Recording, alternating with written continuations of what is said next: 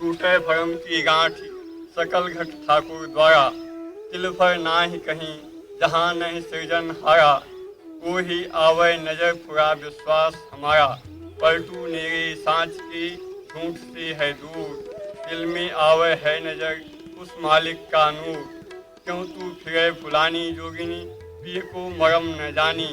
अपने पिय को खोजन निकली है तू चतुर सयानी। कंठ में माला खोजे बाहर अजहू लय पहचानी। मृग की नाभि महे कस्तूरी वाकु बास बसानी। खोजत फिरे नहीं वह पावे होश न करे अपानी। लड़का रहे बगल में तेरी सहर ढोल दे छानी। कसम रहे पलना पर सूता पिय पिय करे दीवानी। साचा शत्रु खोजू जाए तू दयावंत सतज्ञानी। पर तू किया पावेगी येहु बचन को मानी।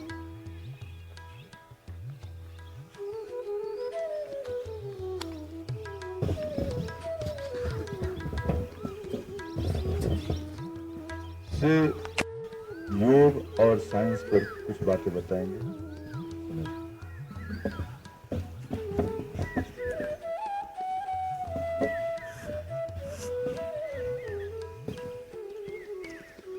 परम आदरणीय गुरु जी, साधु सब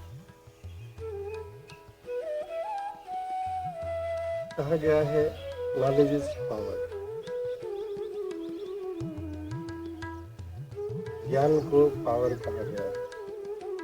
अज्ञानता में हम बहुत कुछ करते हैं लेकिन उसके बारे में जान नहीं पाते, तो उसका कोई लाभ नहीं होता। बात 1675 की है। हालैंड का एक वैज्ञानिक था एंटोनी वान लीeuwenhoek। उस वैज्ञानिक ने दुनिया को बताया सबसे पहले कि इस संसार में सूक्ष्म जीव हैं जिनको हम अपनी आंखों से नहीं देख सकते। उसने अपनी सूक्ष्मदर्शी से देखा और दुनिया को बताया कि देखिए इस संसार में हमारे जैसे आप जैसे लोगों के अलावा ऐसे सूक्ष्म जीव हैं जिनको हम नंगी आंख से नहीं देख सकते। उनको देखने के लिए माइक्रोस्कोप चाहिए। माइक्रोस्कोप का विकास हुआ, उसके बाद आप जानते हैं कि आज बैक्टीरियोलॉजी, वायरोलॉजी एक पूरी ब्रांच है। उसके बारे में विशद अध्ययन किया गया। वैज्ञानिक लोग जानते हैं, डॉक्टर्स जानते हैं। मैंने अपने छात्रों को भी दिखाया है यूग्लिना पैरामीशियम कैसा होता है, माइक्रोस्कोप से देखिए तो जानिए। कर्ड बैक्टीरिया कैसा होता है, माइक्रोस्कोप से देखिए तो जानिए। ऐसे ही हमारे सतगुरु होते हैं जो आध्यात्मिक जगत को दिखाते हैं। आध्यात्मिक जगत को देखने के लिए हमें सतगुरु रूपी माइक्रोस्कोप चाहिए। इसके अभाव में हम उस जगत को नहीं देख सकते जिसकी चर्चा बड़े बड़े संतों ने की है। आध्यात्मिक उपलब्धि योग और प्राणायाम की उच्चतम उपलब्धि है। वहां तक तो बिरले पहुंच पाते हैं हम। उसके जो प्राथमिक चरण है, जहां से शुरुआत होती है इसकी अच्छे स्वास्थ्य की, हमारी अगर वही हमारा उद्देश्य हो तो भी बुरा नहीं है, जिसके हम आकांक्षी हैं। तो यहाँ हम उसी की बात करेंगे कि अच्छे स्वास्थ्य के लिए योग और प्राणायाम किस तरह आवश्यक है, किस तरह ये हेल्पफुल है। बंधुओं, जिस तरह हम जब अपनी गाड़ी को मैकेनिक के पास ले जाते हैं तो मैकेनिक एक स्थान से शुरुआत करता है और पुर्जों को क्रमशः खोलते हुए उस स्थान तक पहुंचता है जहां पे कमी होती है। उसको ठीक करके फिर उसी वापसी के क्रम में उसको क्रमशः बंद करते हुए आपकी गाड़ी ठीक कर देता है। ये जो शरीर है यह एक गाड़ी है, यह एक साधन है हमें जीवन में उपलब्धियां प्राप्त करने के लिए। इस साधन को हम कैसे सही रखें, इसके लिए योग और प्राणायाम से बेहतर कुछ नहीं है। इस शरीर को थोड़ा सा जानें। इस शरीर से हम आप बड़ा प्रेम करते हैं। कोई कह दे कि आपसे एक छोटा सा अंग दान कर दीजिए, आप तैयार नहीं होंगे। मृत्युपरांत लोग आंख का दान करते हैं। मृत्यु के बाद इस शरीर का क्या है, लेकिन उसके लिए भी लोग आंखों को देना नहीं चाहते। क्या है, जो घंटे भर बाद जल जानी है, नष्ट हो जाना है, लेकिन उस शरीर को हम मृत्यु के बाद भी प्रेम करते हैं तो नहीं दान करते। लेकिन जब तक जीवित रहते हैं हम उसको महत्व नहीं देते, यद्यपि प्रेम करते हैं। मोह है, ये मोह है, धृतराष्ट्र का मोह है, जो पुत्र मोह में सब कुछ देखता है, समझता है, लेकिन करता कुछ नहीं। ऐसे ही हमारा शरीर के प्रति मोह है कि हम जानते तो हैं प्रेम है हमारी इन चीजों से। प्रेम और मोह में थोड़ा सा अंतर होता है। आपका मित्र आपसे प्रेम करेगा तो आपको गलत चीजों पर आपको टोकेगा, लेकिन अगर आपको पुत्र मोह है तो अपने पुत्र को देख रहे हैं, गलती भी कर रहा है, जान भी रहे हैं, लेकिन टोकते नहीं है। तो शरीर से हमारा मोह है। अगर प्रेम होगा तो हम गलत चीजों को नहीं करने देंगे। इस शरीर से हम मोह करते हैं, हम अंधे हैं उस मोह में। तो क्या करना चाहिए?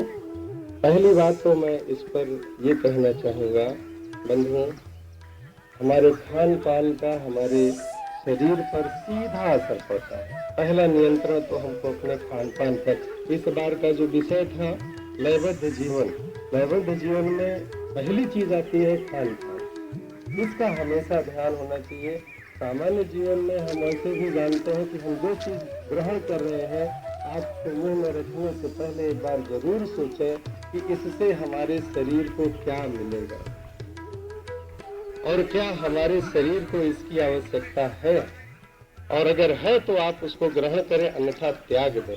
यहाँ संयम की जरूरत है। यहाँ यदि आपको वास्तव में अपने शरीर से प्रेम है तो यहाँ पर उसको त्यागने की आवश्यकता है। यह सीखने की बात है। जो मनुष्य का शरीर है यूं ही दुर्लभ नहीं कहा गया है बंधुओं। मनुष्य ही ऐसा जंतु है इस संसार में जिसमें चिंतन की क्षमता होती है, नियोजन की क्षमता होती है, प्लानिंग कर सकते हैं। मनुष्य के अलावा किसी दूसरे जंतु में प्लानिंग की क्षमता नहीं है। किसी दूसरे जंतु में वाणीबद्ध उच्चारण की क्षमता नहीं है। कोई दूसरा जंतु आपको इस तरह की भाषा में बात करता हुआ दिखा हो तो आप बताएं। मनुष्य में ही वह क्षमता है। मनुष्य को विशिष्ट बनाया गया है। इरेक्ट पोस्चर, जो सीधे आप बाइपिडल लोकोमोशन है, दो पैरों पर आप चलते हैं, इसके अलावा किसी दूसरे जंतु में यह क्षमता नहीं है। और ऐसा होने में बहुत सारे परिवर्तन ऊपर वाले ने किए हैं। इतने बुद्धि का विकास नहीं हुआ है। पंडित राममूर्ति जी ने चर्चा की है कई बार कि ईश्वर को प्राप्त करने के लिए शरीर का प्राप्त होना, मानव शरीर का प्राप्त होना आवश्यक है, क्योंकि इसी रास्ते से ही हम वहां तक जा सकते हैं। यह बिल्कुल सच है। इसकी क्षमता जिसका मूल्यांकन हम आप भी कर सकते हैं सिर्फ एक नजरिए से कि अगर आपसे कोई छोटी सी चीज आपके शरीर की कोई मांग ले, क्या आप देने को तैयार होंगे? नहीं तैयार होंगे। तो इस शरीर को जो हमारे साथ 24 घंटे रहता है उसको हम क्यों नजरअंदाज करते हैं? इस साधन के प्रति हम क्यों नहीं गंभीर हैं? थोड़ा सा और बताना चाहेंगे योग और व्यायाम में अंतर के बारे में।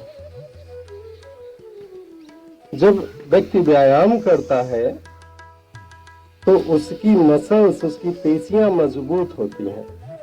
व्यायाम के कुछ नियम होते हैं, लेकिन सामान्यतः लोग उस नियम का पालन नहीं करते। उल्टा सीधा व्यायाम करेंगे, शरीर को नुकसान होगा। योग का जो ये पैकेज है 2 घंटे का, गुरुजी ने बाकायदे रिसर्च करके उसके बाद इस पैकेज को तैयार किया है। आप अंत में ही क्यों अनुलोम विलोम करते हैं? आप मध्य में क्यों कपालभाति करते हैं? क्योंकि इसके पहले जैसे मिस्त्री एक एक नट करके आपकी मशीन को खोलता है, वैसे ही शरीर रूपी मशीन को आप एक एक आसन से उसको खोलते जाते हैं। फिर उस स्थिति में पहुंचे हैं जब आपको कपालभाति करनी चाहिए। फिर इसके बाद आप एक एक चीज को खोलते जाते हैं, फिर उस स्थिति में पहुंचते हैं जब आपको अनुलोम विलोम करना चाहिए। और जब सब कुछ कर लेते हैं तो शरीर को विश्राम चाहिए, इसलिए आप शवासन की मुद्रा में होते हैं। बहुत सुंदर बातें बताई जाती हैं, उसको आप सुनते हैं और बिल्कुल चैतन्य स्थिति में रहते हैं। अंत में मैं कहना चाहूंगा कि हाथ की लकीरों से कुछ नहीं होता वज्म, हाथ की लकीरों से कुछ नहीं होता वज्म, जिंदगी को बनाने में हमारा भी योगदान है। हरिओम।